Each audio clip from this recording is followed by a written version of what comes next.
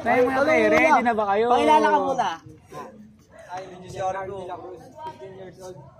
Igual Orbin. Ano ulit? Lagay ko pa kailangan ka muna. And I'm grade 10. Ang inuubo ko ata, eh, no? Ilang taon? 15 bata. Ang tutulain mo ay dilao.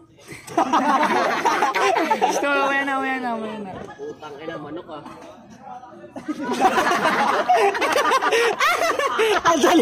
Ang talim ng dila. Ano ka ba ulit? Ano ni? Ayun. Nakabaon yung dila, puta. Alupit marabot sa ilong, katalin yun, gago. Meron na talis. Dali na. Meron ng karahasan. Pagyaw ng hihingan. Seryoso kami. Ikaw lang tumatawa eh. Pagyaw ng hilan. Sama na meron sila, New Zealand camping ng Bulgaria. Marami na rin nabubulan sa salapi.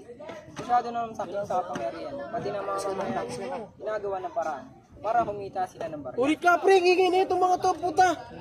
Di na. Patapos na. Sige, second Hindi mo verse. ka tono, pre! Second verse. Ikaw na yun niya. Lakasan mo, di marinig! Second verse Sakim muna. sa kapangyarihan, umiiyak ang hilan. Wala nang ang laban, sinasabihin nyo pa rin ang laban.